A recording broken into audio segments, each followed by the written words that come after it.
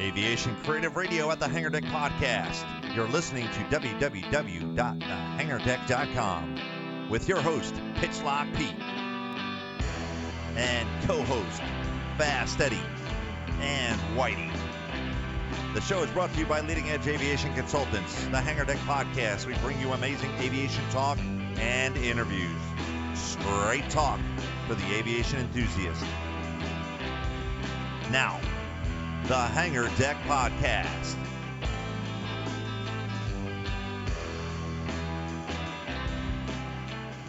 Here we are. Welcome back to the Hangardeck Podcast. We're on location at the Patuxent, PAX, either way, River Naval Air Museum here in Southern Maryland.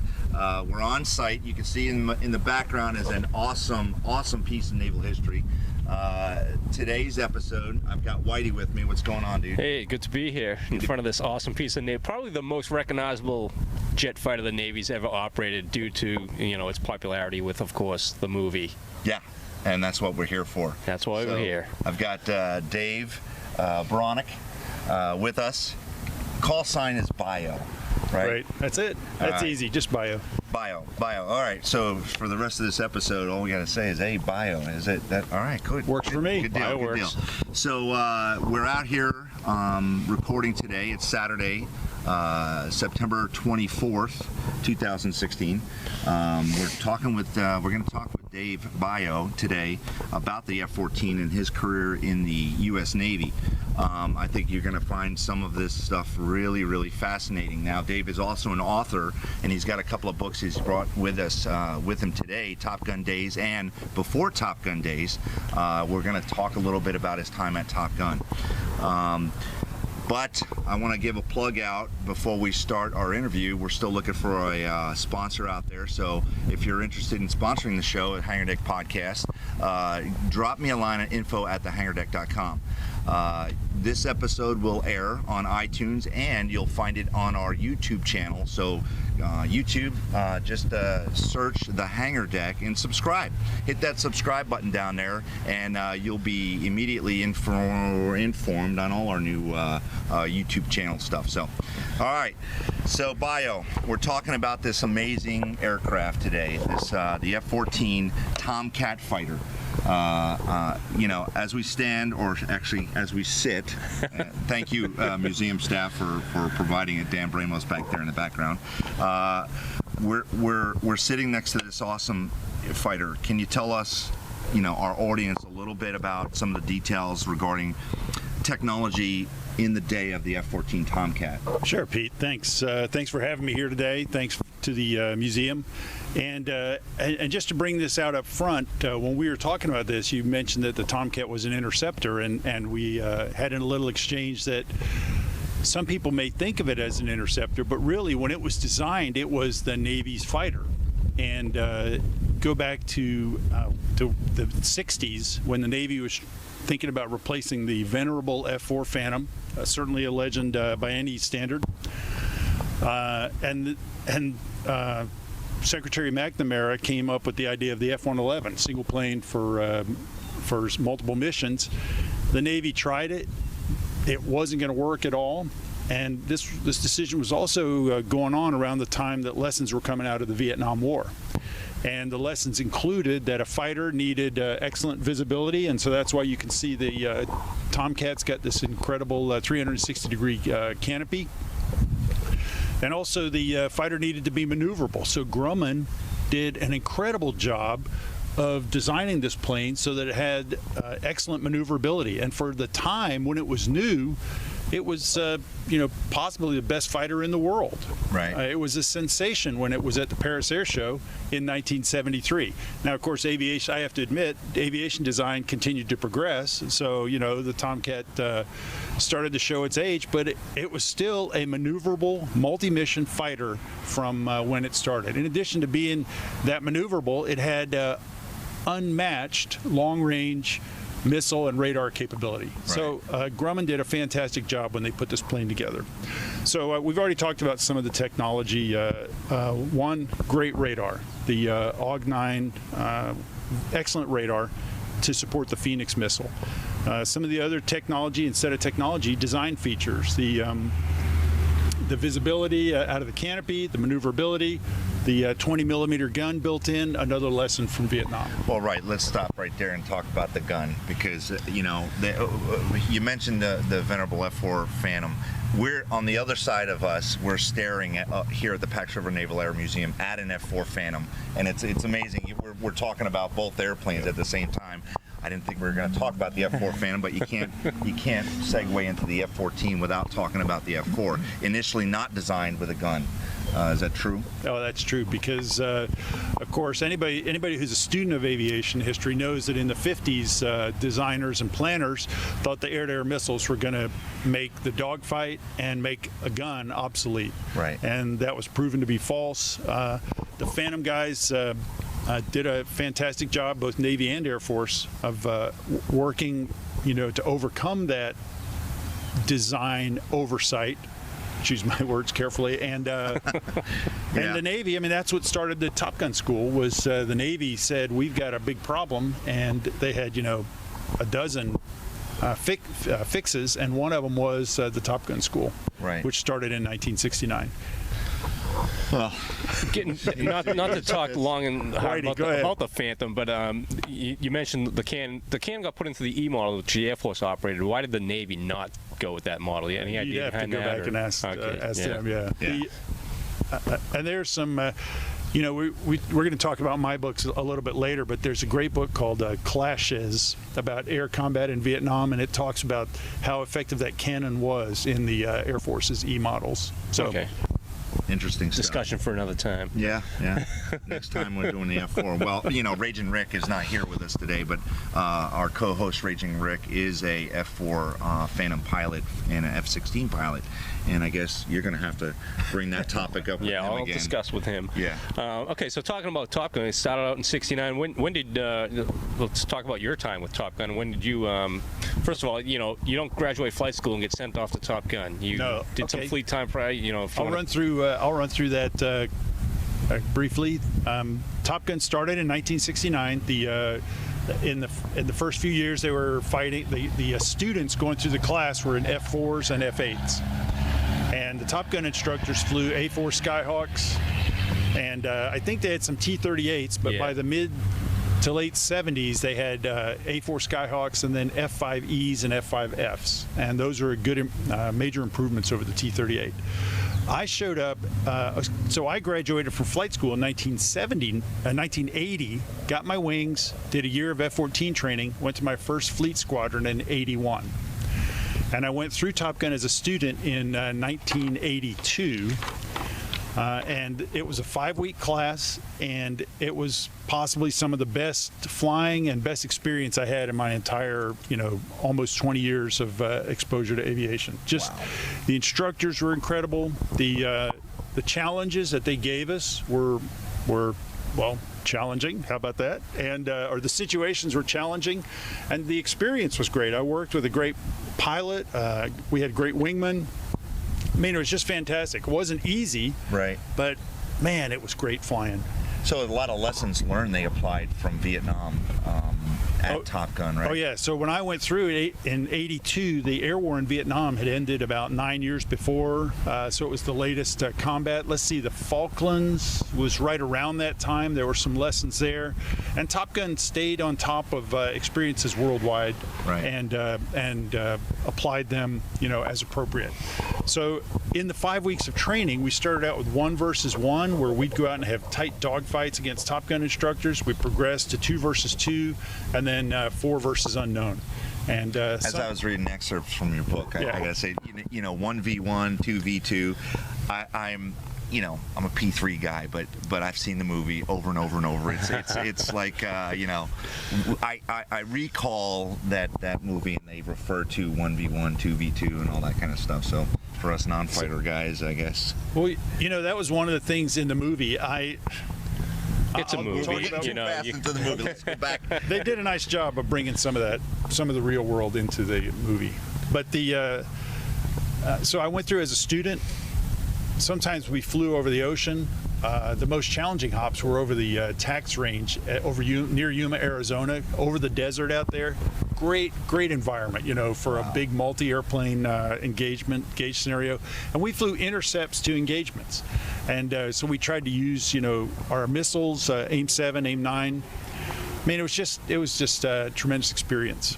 And then I was selected to go back as an instructor.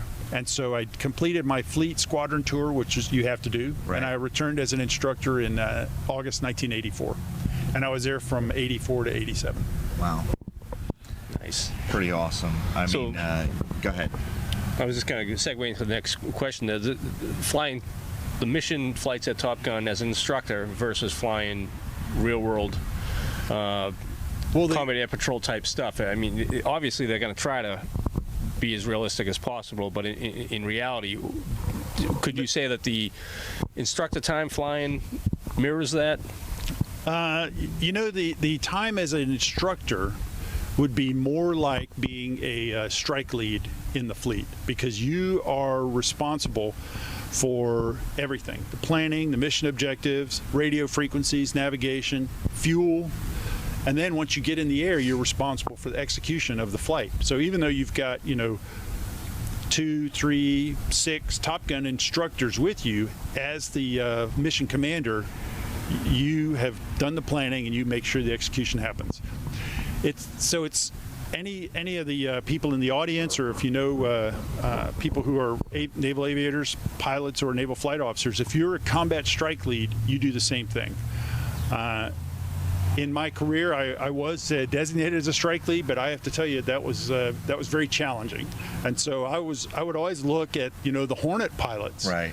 who are flying their Hornet by themselves, and they're strike leads, but they're handling it. And some of those guys sounded as cool as cucumbers, as cool as ice cubes. And of course, Tomcat guys were doing the same thing. I mean, later in my career, we had the Tomcat had the mission of airborne forward air controller, FAC. Right. And those guys, I mean, they would write on the canopy because they had so much information coming in. So they take a pen and write on the canopy. The Rio would write all these notes, and I'd listen to them on the radio, and I'd go, "Man, that is a very busy environment." Wow. So, but that's what aviation is, and at least military aviation at the highest levels. And if you want to do that, then you will just practice and do what it takes to succeed at that level. Absolutely. And a lot of our listeners are veterans and understand this kind of language, but a lot of those listeners are not veterans, just aviation enthusiasts. And they're listening to, I'm looking over at the table here and I see you've brought some props with you. We're going to talk about the props. I think it's fabulous. But when we talk about your experiences, and sometimes we segue into our own experiences with the military, people really don't understand what it took or what it takes to be in the military, to be in the Navy, to be in aviation. Well, I can say that as I think about my own experience as a youngster, when I wanted to fly, and as a teenager I wanted to fly, I wanted to be a fighter pilot. My eyesight went bad, so I changed my goal to being a Rio, and I became a Rio. And I had no idea what it all meant. I just figured that I'd be zooming around in the sky, and stuff like that. And then you get into a squadron and you find out there's just so much more, being a branch officer, doing mission planning, keeping up with your qualifications. And so there's a lot. It is challenging, it's complex, but in the end, you're flying. I mean, you guys were in P3s, I was in F-14, whatever. You were flying, and it's great. It's fun. So go ahead. That's the ultimate word right there. That's what I was gonna say. I mean, it's a lot of work, but ultimately, it's a lot of fun. Yeah. Right. I mean, I can honestly say, up until I retired, as long as I was wearing a green bag flight suit for the uninitiated, I wasn't going to work. Right. I mean, I was work zipping was up a fun. flight suit and throwing on the boots was not going to work, as most of the population thinks of going to work. Yeah. But still, we didn't go up there and goof off. Oh, no, no. There When was it was it's time to put it serious. on, it rules, procedures, etc. But it was worth it to me. And it's it's not everybody's idea, but anyway, it was good. So leading up to deployments on the carriers, you guys you did a lot of time deploying. Yeah. Because F-14, believe it or not, is a carrier-based fighter. What was it like preparing for deployment? What kind of aircraft carriers what carriers were you on? I made my first deployment on the Constellation in 1981-82, and that's the one that I ejected from.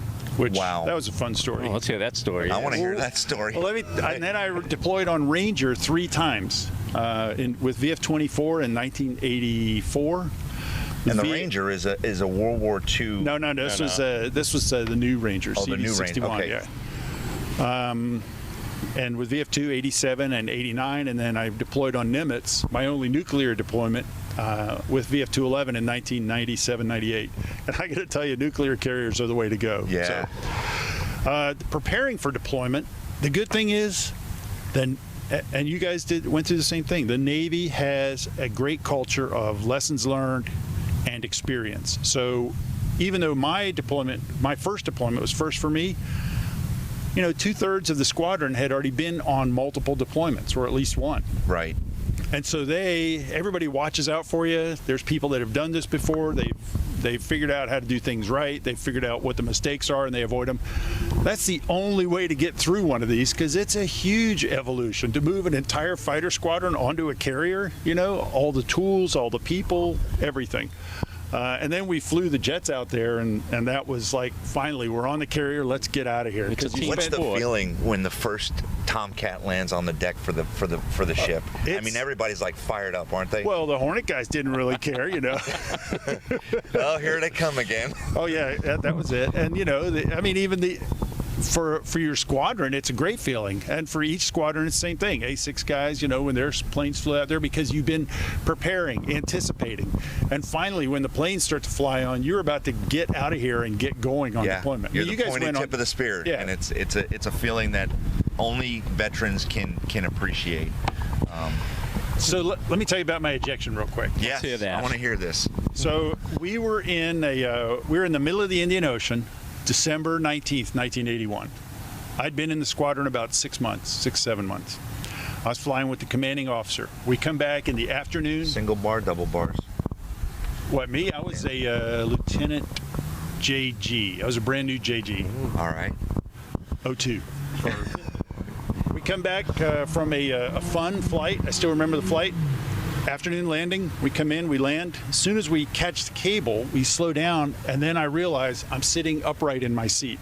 And even though I had about 80 traps, which is a pretty good amount of experience, I knew this was not natural, and so I reflexively reached for my lower ejection handle, which was on the front of my seat. Yeah. And Yeah. And I used the correct hand grip, which was something like this. This handle is actually the handle is one of the 2 ejection modes. You could use the upper handle or lower handle. I just went to the lower handle. We rolled down the flight deck. My brain started thinking, all these various thoughts. If you've ever been in a car accident or anything, you've had time dilation, your brain goes into hyperspeed. I didn't want to pull that handle because I knew that and make a mistake. Right. So as we get to the end of the angle on the flight deck, the pilot goes, eject, eject. Well, as soon as he said E, I pulled, because I knew what he was going to say. Wow. Well, by this time, the plane was We're going to the plane, man. We're going to the plane. The plane was over the awesome. edge of the flight deck, and as soon as it came off the flight deck, it just fell like a rock. And so our seats came out as it cleared the flight deck and as it started to fall. So my seat didn't get very high, started to fall. The automatic ejection sequence worked. My parachute opened just before I hit the water. The pilot's seat came out second, and he didn't get a parachute. He splashed into the water. The helicopter was right overhead. There's a plane guard helicopter that watches flight operations. He was right overhead. I gave him thumbs up because I was happy to be alive, and he flew away. And I'm going, well, wait a minute. You've got a CDI marker. You're good. Not the way it works. Well, meanwhile, I'm trying to get out of my parachute. And I had to, I was getting tangled up in my parachute. I had to cut myself out of my parachute. I'm giving you guys the short Were all those things from the training Yes. Pensacola kicking in? And I write about it in detail in the book. So, but it takes a couple of minutes.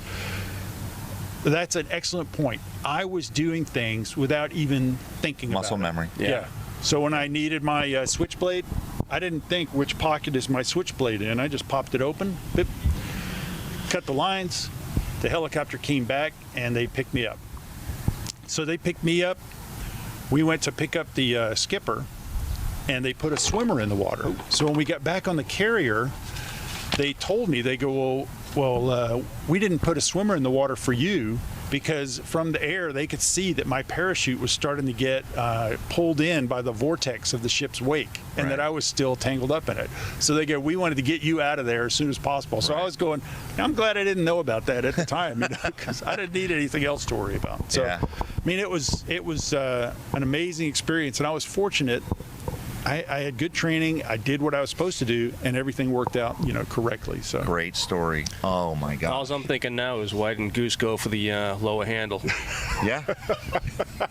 Should have went for the lower handle. His training did not kick in. I can't reach your ejection handle. It's you, between your legs. When man. they were writing, I know when they were writing Top Gun, it has to fit the story. Goose somehow. was a dead man.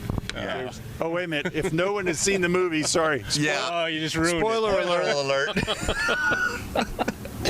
Just, I told you I was a P3 guy, but I also I was a rescue swimmer for 5 years for the Navy. So Thanks. Yeah, well, Did you rescue anybody? Did you get the 44 people. You rescued 44 I've got people? 44 confirmed rescues. Okay, well that's another story too. But one of them happens to be an F-14 crew. Awesome. Off the coast of Key West in 1992. So right there, Thanks, brother. Association. Small world. Naval Yeah, small aviation. world. Where were we? We were. Dave just we were talking about the rivets. We're talking about the rivets. No rivets. Tire pressure or something like that. That's right. We're talking about carrier deployments and your experience ejecting from an F-14. Not a lot of guys can talk about that. And you were on the Ranger. You were on the Nimitz. Great carriers, awesome, show of American force. I want to go back to the ejection for a minute now. Okay, Martin Baker seat. Did you get the tie? I did. I got the tie, and we were Skipper Switzer. My pilot was Bill Switzer. He and I were the second and third guys to use the Flu 8 saltwater activated. Did you guys have those? No. The saltwater activated life preserver. And so I also got a tie from Connex Corporation, which made the Flu 8. So I have two ties. Wow. All right. Yeah. Cool. Awesome. Now we see the handle here. That can't be from the seat. That's in. No, very good. That's in the IO somewhere. The handle actually is wired to the seat. So even though I probably had a death grip on the thing, it was yanked out of my hands when I was released from the seat and the seat fell away. So when I landed, the AMEs and PRs said, here's this one's got a flaw. It can't be installed, so why don't you just have it? Awesome. So Good I job, thought that was guys. very nice Stuff. of them. Yeah, well, that's some awesome stuff to hear right there. First-hand account of punching out of a bird. That's you don't hear that every day. And nobody on the ship got injured. The cable broke at both ends at the same time, and so it went behind the just trailed off behind our. That's one of Nice, the most okay. dangerous things on the carrier for the flight deck crews. Yeah. You're landing and cable breaks. That cut a guy right in half. Yep. Yeah. But Okay, let's you get wanna away talk from the about- blood and guts. Yeah. Let's get away from. Actually, that's what they like the most. Want to talk about your office then? Oh, Let's yeah, talk okay. about the AUG-9, the radar. Its capabilities, are they declassified at this point, or can you expound on it? Yeah, I think most of the capabilities are declassified, but just like your mission and your experience, you know what's out there in the public domain. The AUG-9, incredibly, was designed in the 60s also, like most of the F-14's components. Now, the F-14 was updated continuously, and it was ultimately released as the F-14D, which was a much better, the plane that should have been. Anyway, the AUG-9, yeah, but oh well. Yeah. The AUG-9, I remember seeing airliners when we were on cross countries. You'd see airliners on the radar out, 150, 160 miles or more. Anybody who's familiar with the aviation knows it can track 24 targets. You can fire Phoenix at 6. A lot of those capabilities were best over water, and so it had a great ability to defend a carrier against a raid of bombers and jammers, and that was one of the missions it had to do, because the United States had to be able to take its carriers into dangerous waters, which would be in terms of global war. Yeah. And they had to survive, and part of that was the F-14 and the AUG-9.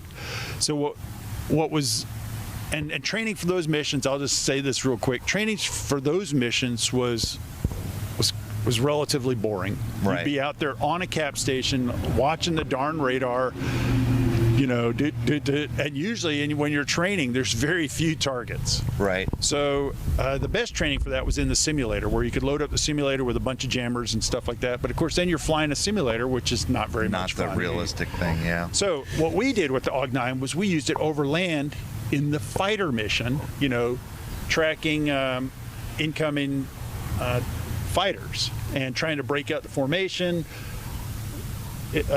looking very quickly to get the big picture, directing your section or your division, okay, split, you guys go to the south, whatever, or let's go, we're coming right, we're going to get outside these, whatever, Different scenarios, right? I actually used to be good at this, or moderately good at it a few years ago. I hope so.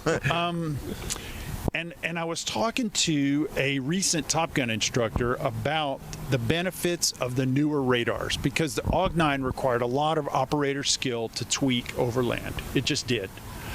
And he said that the newer radar in the F-18F, the Super Hornet, and the E, it frees up the operator, because it's just a much improved radar, greatly improved processing, so the guy doesn't have to spend so much time turning dialing dials the tilts and stuff. and Right. the azimuth and all that good stuff. So that's one of the benefits of technology advance. It gives you more brain power to focus on, to contribute to the mission. Mm-hmm. You would think in the EF model there would be an app for radar.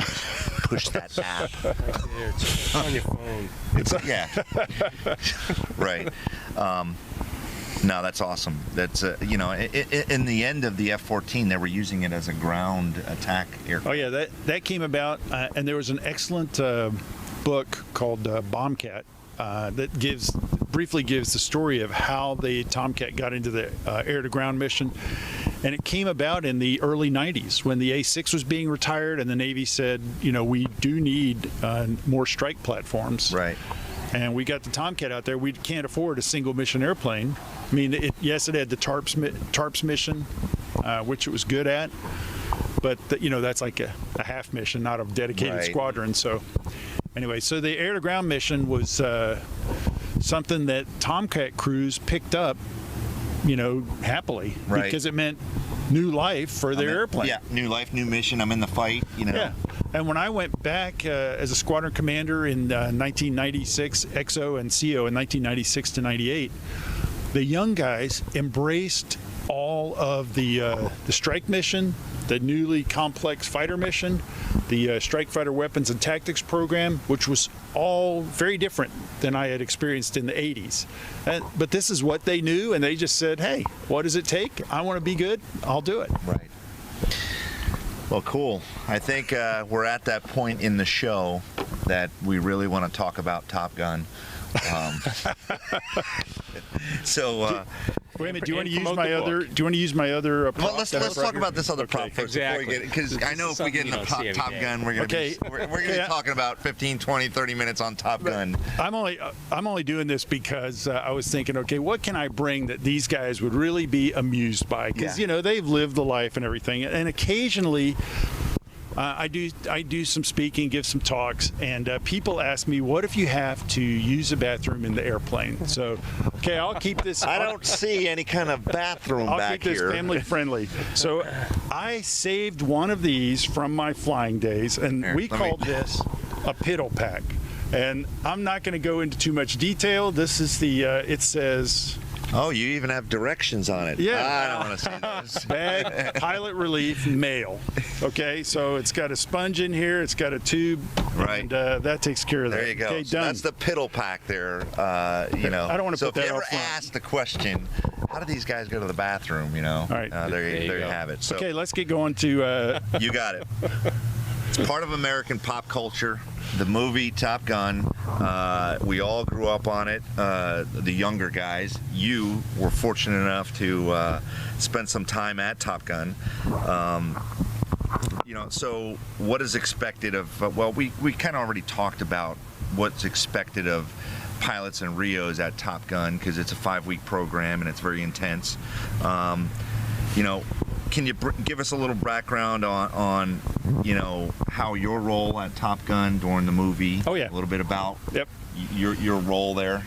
So first off, let me give props to the guys who are going through Top Gun and the Top Gun instructors now. The last time I checked, the class was 9 weeks or 9.5 weeks. Oh, wow. So that's because the environment is more challenging, more demanding. I keep using the challenging word, but it is. And is that because it, like you said, they incorporate in the strike, not just fighting. That's right. Air-to-air combat, you're getting into the ground attack as well. Plus, when I went, the MiG-23 Flogger was just brand new, just showing up out there with AA-7 Apex missiles. Now you've got the AA-10 Charlies. Anyway, so it's a different place. Yeah. And there's a lot of activity. So you got to train those guys regarding fighter activity. And then, so when I showed up as an instructor, and one of the things that I talk about in the book is the incredible training program for new instructors, because you don't just walk in there and go, hey, you know, I'm a fighter guy, I can do this. Or you actually walk in there without shirts on and all sweaty from sand playing volleyball. So you spray down, yeah. You know, I was the best guy in my squadron, so I'm here to show you guys, you know, how I do it. And it's like, no, they'll hammer you into place, you know. But they have an incredible new instructor training program because the squadron has very high standards. That's how they have done such a good job for so long. And new instructors meet those standards. So a lot of that, you know, that didn't make the movie because they don't want to show somebody doing murder boards for lectures and stuff like that. Very familiar with those, aren't we? So yeah. So when I was there, and we had all seen this article that was in California Magazine. I think it was 1982. 82 or 83. It was talked about a crew going through Top Gun as students. And it had these great photos. The photos were taken by Heater Heatley. Heater was an F-14 pilot and a Top Gun instructor. Yeah. You recognize the name? I do. I had the book when I was in high school. Right. When I was a high school kid. The Cutting Edge, great book. That's right. Awesome photographer. Great photographer, great fighter pilot. And the Don Simpson and Jerry Bruckheimer, two Hollywood producers, saw the article, saw the pictures, and they go, this would make a great movie. Yeah. So they did their homework, and they showed up at Miramar in 1985. And I had been a Top Gun instructor for about 7 months, and so, you know, of course, the squadron, we knew about it right away, because it's like, hey, these guys are coming to Miramar, they're going to make a movie, and I'm going like, whatever, you know. It probably won't be anything, you know, if it even gets made and whatever. Okay, we'll see what they are. So they show up and they are extremely professional. So here's another lesson. You know, we think of ourselves as professional aviators. Well, these movie people, I mean, we may like to watch their movies, but the guys that make those movies, they work hard and they're good at it, you know? And so they show up with all their equipment and their sound guys and stuff, and very professional. Good stuff. Yeah.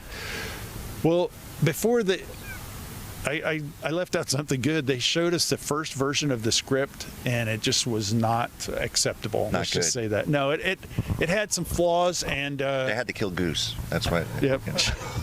I was hoping people would forget about that. Okay, it had some flaws.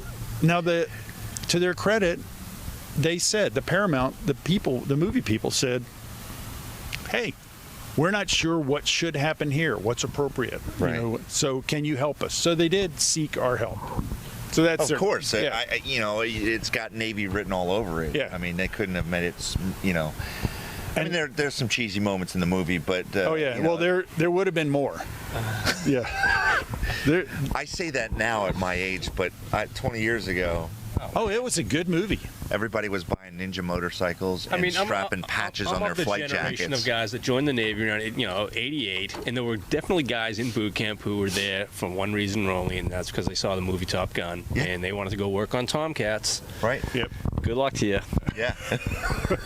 You know, knowing a little bit about airplanes prior to me going in, I knew I didn't want to work on Tomcats as a mechanic. Yeah, there's no doubt. It might be an awesome airplane, but there's a lot that goes in behind the scenes. We'll get back to the movie in just a second, but you said something, Whitey, that reminded me. As I was driving down here today, I was thinking about walking up to this airplane, and I just remember the teamwork when you walk out on the carrier flight deck, You're wearing all your flight gear. You're seeing your squadrons, ATs, AOs, your plane captains. I mean, it's just a great team, and everybody's out there working to make this airplane go, to solve any problems, get the mission done. Yeah, so absolutely. it was a good environment, and I know there's companies that have virtually everybody is part of a team, and it's the same way in naval aviation. Yep. So you've got a couple of props here. This is commonly used. We've seen this in Top Gun many times. Yes. What are they used for? Well, these are used for debriefing engagements. So if you hold this for Sure, absolutely. So I'm a little bit rusty because I don't do this very much anymore. But when you're a Top Gun instructor, one thing that that is a hallmark of the school is an accurate debrief, and it's like this throughout fighter squadrons, because one of the purposes of Top Gun is to train pilots and/or WIZZOs to go back to their squadron and train the entire squadron. And the Navy's got an excellent culture of training, and that includes accurate debriefing. So I mean, when we're in the officers club, we use our hands. But when you're in the squadron, you will use the models, and you'll say, okay, I had a pass. I wanted to turn across your tail. The F5 turned this way, so I thought I was going to get a 2-circle turn. Then the F5 reversed, and I knew I had to go 1 circle, so I leveled, so I leveled the wings and took it into the vertical. Wow. Oh, it was... That's cool stuff, man. To see a real instructor who's got great recall and who just got out of the jet. I mean, it's a mastery of moving models, So I've got a great question. Yeah. And ask this question. So after the movie comes out, right, and you guys go back to your squadrons, and everybody, the movie's out in theaters, and a couple of years go by. What's the big joke in the wardroom on this whole thing? Is you guys close the door and go, yeah, right, I hit the brakes and he flew by, Well, is that... I was not there, and I haven't asked anybody, but I think people have heard this because people ask me about it sometimes. But I understand that there's a $5 fine at the Top Gun school now if you use a line from the movie. So $5? Yeah. Because that's awesome. So many That's lines awesome. from the movie have become part of normal Navy. Okay. Yeah. vernacular, Whitey and I are going to go, I got the need for speed. Oh yeah. If you did that, you'd probably be thrown overboard on the ship. It's like $1,000 in the job for that one. Right. Right after it happened, and I mentioned some of this. I mean, one thing that was funny was we went to a premiere or a preview up in Hollywood at the Paramount Theater, and then we went to the West Coast Benefit premiere in San Diego. But those were evening events. We had a good time. But we came back the next morning. I mentioned this in the book. I had like a 7:30 simulator the next morning. Yeah. So okay, party's over. I got to go home and go to work. And you walk in, and there's no morning after hangover or anything. It's like, hey, this is the Navy Fighter Weapons School, and we've got work to do. That's right. And we had all been there at the premiere or up in Hollywood, but it's like, no. This is our job. We're not, Our job is flying these great jet fighters and training these air crews. So it was, it was fun.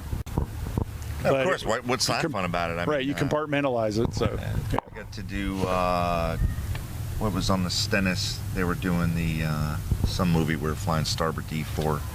I can't remember. Not Clear and Present. What year? Maybe Clear and Present Danger, 96, 95, something like that. Wait a minute, was that the Air Force One movie? Yeah, they're scrambling jets off the carrier. I never saw the film crew. Anyway, what was the most memorable experience during the movie?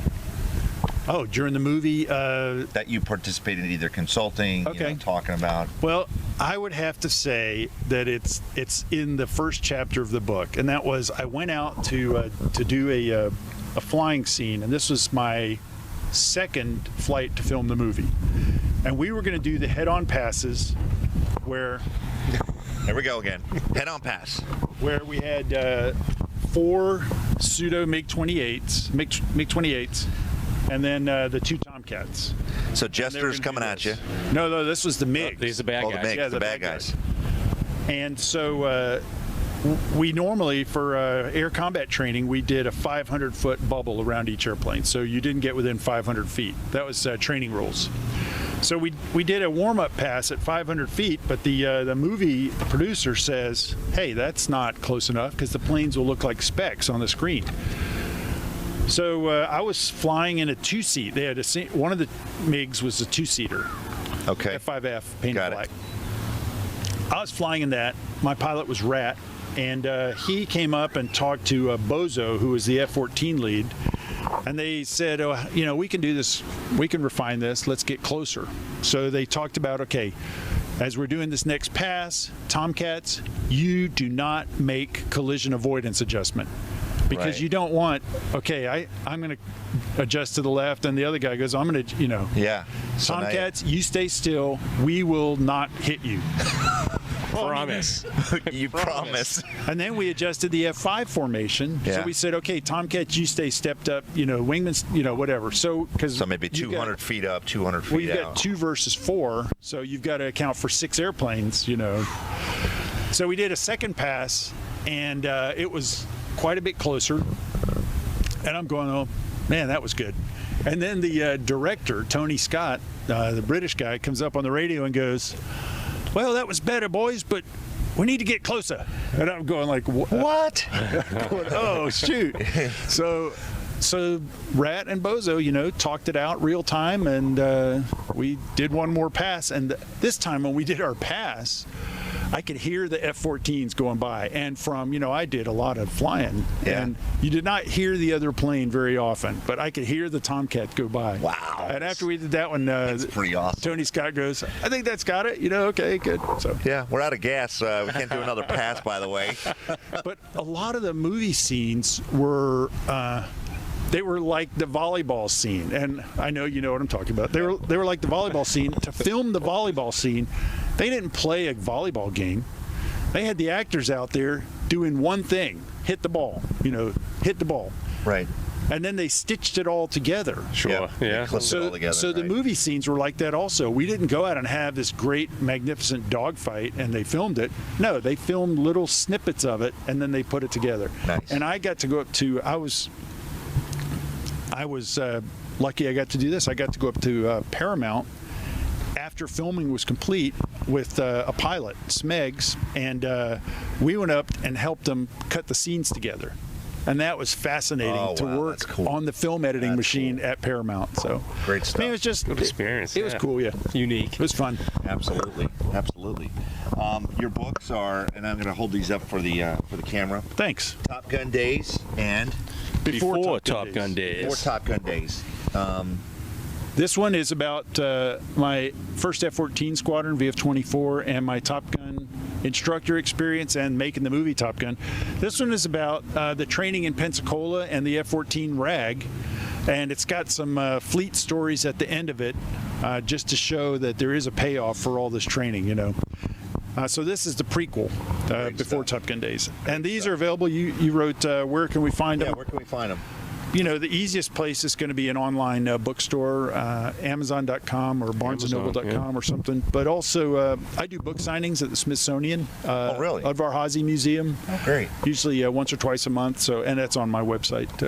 Cool. Also. Well, tell us about your website. Where can people find you on thanks. the web? It's www.topgunbio.com, TOPGUNBIO, just all together, Top Gun Bio. And it's got some stories that are not in the books and that I did not tell today. It's got some other stories. Okay, It's okay. got Nice. a bunch of pictures and stuff like that. So TopGunBio.com. So we'll put a link on our website Thanks. at Hangardeck.com with this link to the audio for today's podcast. It'll be found on iTunes, of course, Google Play, StitcherRadio.com, and also I love the fact that we're taking GoPro video today, pumping sound into it with our new equipment. That's going to go up on our YouTube channel, the Hangardeck. Good stuff. What do you? It was. You got anything else, very Whitey? interesting. No, I don't. It's a pretty awesome airplane. We're going to have you back if you'd like, Bio. Oh, We I'd would love to come back. have you come and back. we could just talk about some of the features and the capabilities of the F-14. Absolutely. It's I a think fascinating that's great. machine. We'd like to thank Dan Bramos for setting up this whole event today. Dan is behind the scenes with us today, and the whole crew at the Patuxent River Naval Air Museum here. You're going to see more of us. We'll be walking around and doing airplane interviews as our support for the museum, as they return that favor and support us. Yeah, what are we going to talk about? I don't So know. much to You choose pick one from. airplane. I mean, they've got what, 30 of them out here? F-4D Skyray. Yeah, That's a nice plane. That's a nice airplane. So, on behalf of the whole Hangar Deck crew, thank you very much, Bio, for joining Pete, us today. thanks for having me. Nice to meet you. And stay tuned for some more great episodes at the Hangar Deck podcast. Pete, out. Whitey out.